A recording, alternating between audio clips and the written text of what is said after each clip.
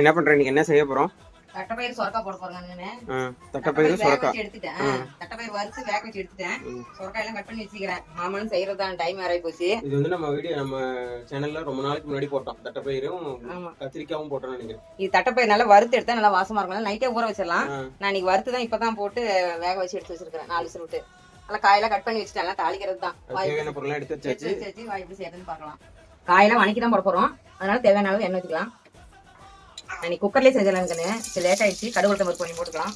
செஞ்சா ஈஸியா செஞ்சிடலாம். ஆமா சீக்கிரமா காய் நல்லா இந்த காய் தானே சொரக்காய் இங்கனால 2 விசில் விடணும். அதனால கொஞ்சமா கருவேப்பிலை போட்டுக்கலாம். சின்ன வெங்காயம் கட் பண்ணி வச்சிருக்கிறேன். அது வெளியே போட்டுக்கலாம். எல்லாம் காயெல்லாம் வணக்கிறது தான் என்னது.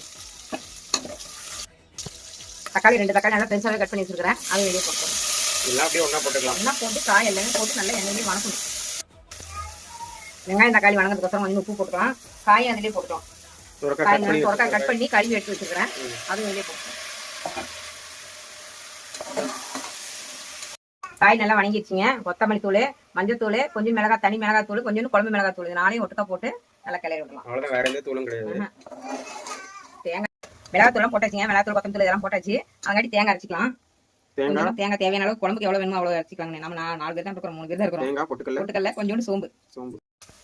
தட்டைப்பயிறு வேக வச்சு எடுத்து வச்சிருக்கோங்க. இது வெளியே சேர்த்துக்கோம். 150 கிராம் தான் தட்டைப்பயிறு. தண்ணியோடய தான் ஊற்றணும். அதுலதான் சத்து. தேங்காய் அரைச்சாச்சு. இதுல அப்படியே சேர்த்துக்கோம். அப்படியே கொதிக்கிற குழம்புல அப்படியே சேர்த்து வேண்டியது. நம்ம முன்னாடி தாளிச்சிட்டு மிளகனே. தாளிக்காம இருந்தா தான் இன்னொரு தாளிக்கணும். கொஞ்சமா தண்ணி ஊத்தி இதை அரைச்சு விட்டு குழம்பு கொஞ்சம் கெட்டியாகிறதுக்கோசரம் ஒரு நிமிஷம் கழிச்சு புளி ஊத்திட்டு விசில் போட்டு மூடி வச்சோம்னா ஒரு விசில் விட்டோம்னா காய் சீக்கிரமா வந்து போயிடும். இந்த புளி தண்ணி தேவையான அளவு புளி தண்ணி ஊற்றிக்கலாம். உப்பு இந்த டைம்ல இன்னும் கொஞ்சமா தான் உப்பு போட்டோம். நம்ம உப்பு போட்டுக்கலாம். கொஞ்சமா உப்பு போட்டுக்கலாம். நல்லா உப்பெல்லாம் பார்த்துட்டு காரம் உப்பெல்லாம் போதும் அப்படின்னா குக்கர் விசில் போட்டு மூடி விடலாம். தட்டைப்பயிருங்கனால கொஞ்சம் வாவி இருக்கும். அதனால இஞ்சி பூண்டு நான் அப்படியே தட்டி எடுத்து வச்சிருக்கிறேன். அதுவும் இதுலயே சேர்த்துக்கலாம். ஆமா, நான் கடைசியா தான் நான் போடுவேன். கொஞ்சமா பெருங்காயத்தூள் போட்டுக்கலாம். ஏன்னா தட்டைப்பயிறு வாவி, அதனால வந்து கடைசி அதை போட்டு அப்படியே மூடி விட்டுறதாங்க. அவ்வளவுதான். பார்த்தா தனியாட்டு இருக்குதா? அவ்வளவுதான். விசில் விட்டு ஒரு 2 விசில் காய் வெந்து போயிடும். 2 விசில் வந்துருச்சா? விசில் அடங்கிடுச்சுப்பா.